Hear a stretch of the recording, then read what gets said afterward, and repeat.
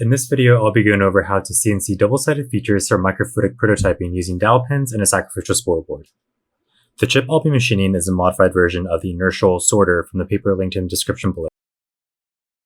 Side 1 contains the microfluidic channel, while Side 2 has larger features such as chambers and holes for making threads with a manual tap tool. For alignment, I'll be using the through holes that connect Side 1 to Side 2, but I also incorporated extra features for situations where it's impossible to leverage the through holes on the chip.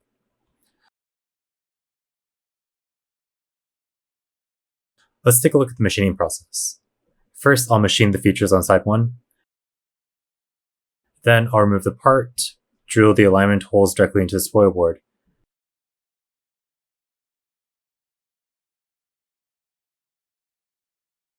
Then insert the dowel pins.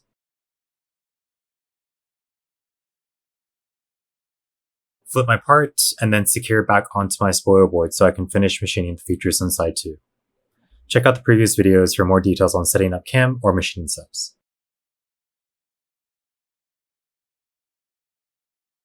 To save time, I've already machined most of the features on Side 1, except for the 2mm through holes for my dowel pins.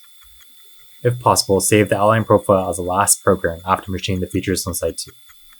When I pre-cut the contour in this chip, I had to add extra adhesives because the chip was lifting off the bed during the drilling cycle.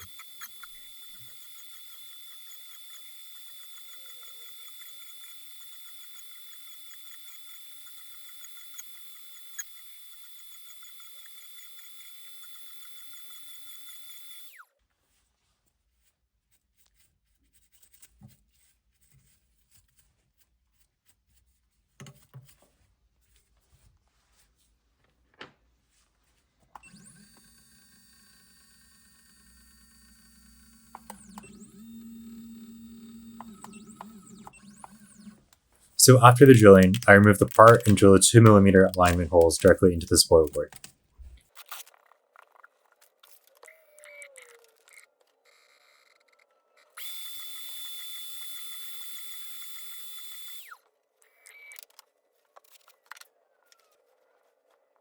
Because I'm using double-sided adhesive, I need to cut out the holes in the adhesive, otherwise the dowel pins won't fit. After that, simply flip the part, align, and insert the part back onto the dowel pins in the spoilboard. Now I can finish milling the larger features on Side 2 and machine off the side tabs I used for extra alignments.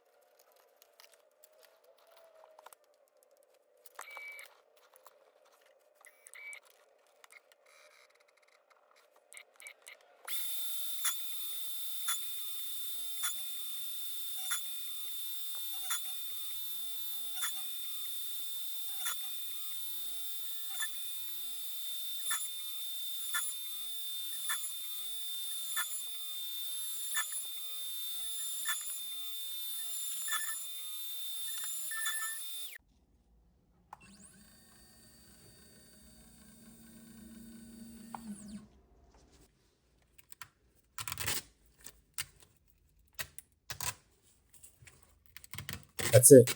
After machining, all that's left is to clean the part and assemble for final testing. Thanks for watching.